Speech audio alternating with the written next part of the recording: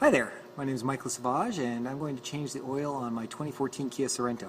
I put this video together because after looking on the web for a how-to video or just some instructions on a web page, couldn't find anything, and I was really confused at first by the oil filter. It wasn't like one I had changed before and was kind of hard to find. I thought other users could benefit from this, so I wanted to show how to do it. With that, let's get started. So I spent a lot of time fiddling around on the underside, and we'll get there in a moment, but the bottom line was it was very difficult to find the oil filter. Couldn't find it. Eventually gave up and thought, well, maybe it's up here in the engine compartment somewhere. Inside the engine there was nothing that obviously was part of something that should change, but if you take a look at the cover for the engine, it's keeping everything nice and shiny underneath and compact. You just have to pull. There's 4 hooks holding it in, and although it seems like maybe you're hurting something at first, if you just give the 4 corners a little tug, it will eventually lift off and reveal the engine. So what we got in here? Inside you can see the 4 posts right there, down here, and down there, that we're holding the cover on, and right here we've got the guy that's holding our oil filter. I already loosened this off, so there's a bit of a gap in the thread. You'd need a wrench to take this off, and if I just twist it off, inside we find our oil filter. Let's take a look at that. Makes sense, this comes out into 2 parts.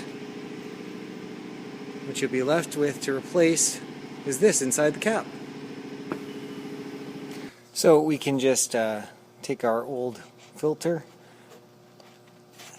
You kind of have to give it some love back and forth, and it eventually pulls out. Wind up with the filter. That's it. This is the cap that we'll be putting back on when complete. The new filter came not just with the actual filter, but also with a bag of parts. Worrisomely, this little metal tab I'm going to have to assume is for a different component because I can't find a place where this goes. So the O-ring that is in here, that is seated at the end of the threads. You have a bunch of close together threads, and then you have a gap, and then you have this O-ring. So that's going to be changed to get a good seal, but that metal washer does not seem to have a usage, and there's no real place it could have fallen inside the engine, so I'm just going to have to assume not needed part. You'll also find that we've got this nice little index piece to indicate where the filter seats inside, and I've noticed that there's a bit of extra material here on the edges which will be punctured by or pushed down by the end of the filter cap here. So this is going to be as simple as taking the new filter, placing it in, taking our cap, replacing the O-ring, putting a little oil on it first, then forcing it down as we tighten it up. So with the old O-ring removed, we take our new O-ring, and I'm going to just use a bit of oil.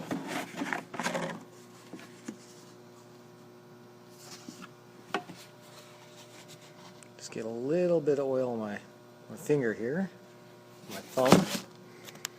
Take that around,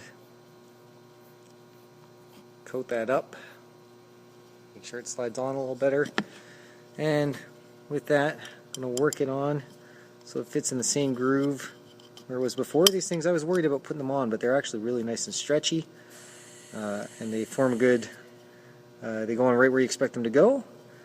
And with that, let's go on to the next part. You should just be able to make out at the bottom of that hole, there you go, the little spot here on the right. There's the concentric circle at the bottom center. Top right, there's a little hole, and that's where the nub from the oil filter that came out gets inserted. So let's give that a try. There's our new oil filter. There we go. Just make sure it's nicely seated. I'm going to have to assume that any tightening or push down that's required is going to come when we put the cap on. We've already lubricated around on that O-ring, so it's got just a touch of oil all the way around. And I'm going to back this up just a bit, make sure that I don't cross thread anything.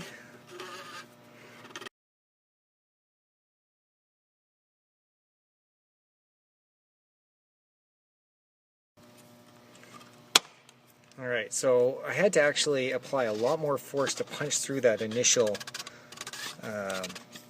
bit of cloth that I talked about earlier. But it punched through, you kind of saw it there. Now I'm just tightening down the lid. Now there is a marker on here. It says 35 Newton meters, so you're going to want to torque that on.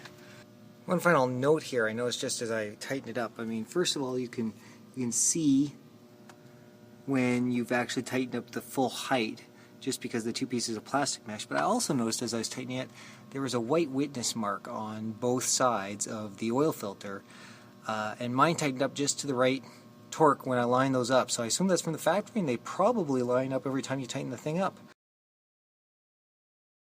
We got her up now, and if you've made it this far in the video and you've changed oil before in a car, there's not much left to see here underneath.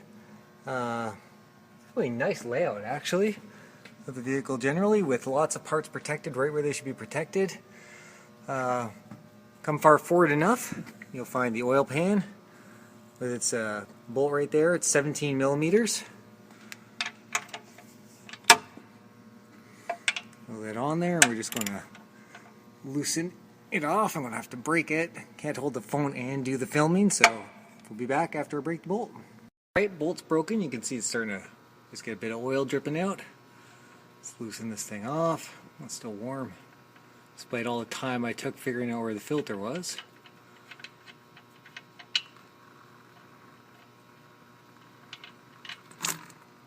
And there we go.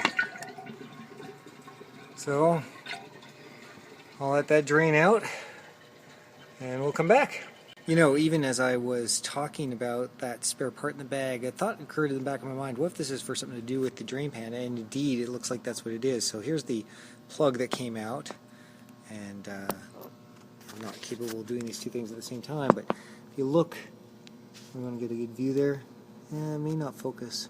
You can sort of see there's an edge on the interior of it. There we go. See that edge? That's actually been formed by pressure from the metal has been deformed there as part of the connection on the outward side. So this is clearly used as a seal, and so I guess the OEM kits, I haven't shown that yet, the genuine Kia Motors part, which is, for those of you wondering, I should probably place this at the beginning of the video because this will be one of the questions people look for. There you go, 26320-3CAA0. I bought mine from Kia. I got 5 of them at once. I guess if you get the OEM kit, they pimp it out with a new seal for your drain plug. So we'll just put that on there and keep the oil inside the engine. I'm impatient perhaps. She's still dripping but pretty slow. So I'm going to go and put our part with our new seal back on.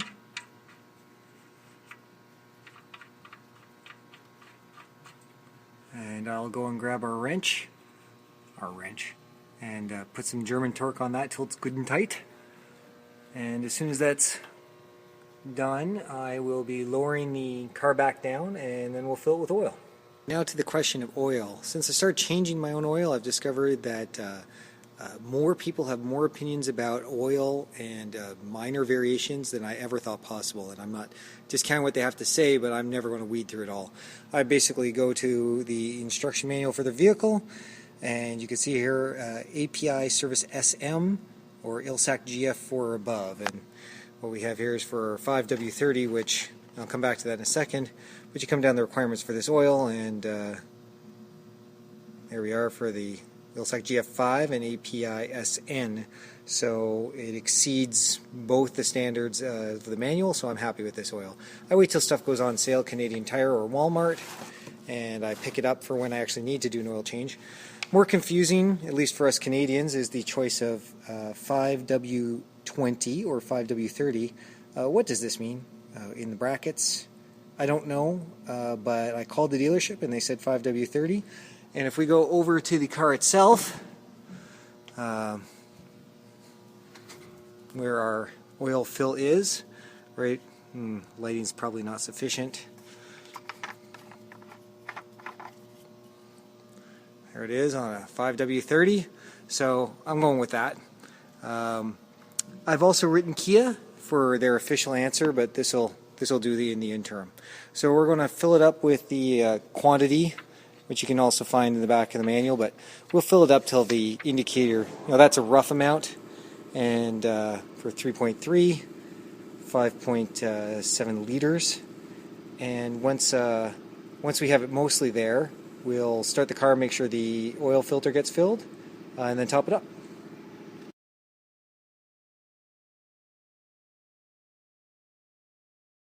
We're down to our final step now. We just gotta put the engine back together, the engine cap, and there's these 4 studs on it, or 4 receptacles for the studs that we saw earlier, and we're just gonna line them up and push it back on. I don't know if I can do that one-handed, but let's see here. So I just line up one of them for one side, and it all just flows together pretty easily and then just a little bit of, you can feel that click into place with just a little bit of force. There you go. Engine is nice and protected. Verify our caps on, went to clicking. All parts are back in place. Close her down. Well, I hope you found this video helpful. It was definitely a learning experience for me. I have to say, when I compare the systems of the single canister oil filter versus this the interior filter replacement, I like it. There's less waste, and it's a lot easier to change once you know what you're doing. There's no mess to it. So if what was holding you back from doing your own changes on your new Kia Sorento was that you didn't know how to change the oil filter, now you know. You got the parts, you know how to change it. Get out there and do it. It's a fun learning experience.